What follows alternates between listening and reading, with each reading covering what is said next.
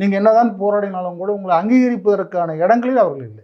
குறிப்பாக உங்களுக்கு ஒரு செய்தியை சொல்ல வேண்டும் என்பதற்காக நான் சொல்லுகிறேன்.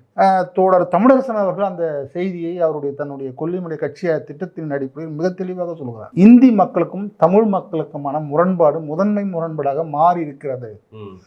அவர் தன்னுடைய அரசியல் முடிவை 86 முடிவை எடுத்து விடுகிறார். இந்திய மக்களுக்கும் தமிழ் மக்களுக்குமான முரண்பாடு முதன்மை முரண்பாடாக மாறுகிறது. அது வடவருங்கிற செய்தி கூட இல்லை, இந்தி மக்கள் என்றே சொல்கிறார்.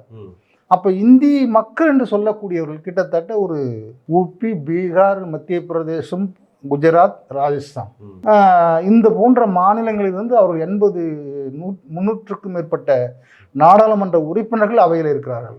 அப்ப அவர்கள் தான் நமக்கு எதிரானவர்களாக உருமாறி இருக்கிறார்கள், அதிகாரம் செலுத்துகிறார்கள் என்பதை திட்ட தெளிவாக அவர் தன்னுடைய அறிக்கையிலே தெளிவாக சொல்லுகிறார். ஆனால் இதை குறித்து எந்த விதமான அரசியலாளர்களும் பேசுவதில்லை. இப்ப நீங்க தமிழரசன் அவர்களை மேற்கோள் காட்டுறீங்க. ஆனா அவருடைய பாதை ஜனநாயக, அதாவது ஆயுதமேந்திய போராட்டம் எல்லாம் இருந்துச்சு. இப்ப அதுதான் எடுத்துதான் இதெல்லாம் நம்ம தடுக்க முடியும்னு ஒரு சூழல் வருதுன்னு நினைக்கிறீங்களா, இல்ல அதுதான் சாத்தியம் நினைக்கிறீங்களா? ஆயுத போராட்டம் என்பதல்ல அவருடைய செய்திகள். ஒரு அரசியலை முன்வைக்கிறார். அது வழி ஒன்றால் வேறு ஒன்றா இருக்கலாம். அவர் ஆயுத போராட்டம் நடத்தலாம், மற்ற இயக்கங்கள் ஜனநாயகபூர்வமான போராட்டமும் நடத்தலாம், அறவழியிலே போராடலாம், அதெல்லாம் நம்ம மாற்றுக்கிறது கிடையாது. அவருக்கு அந்த வழி.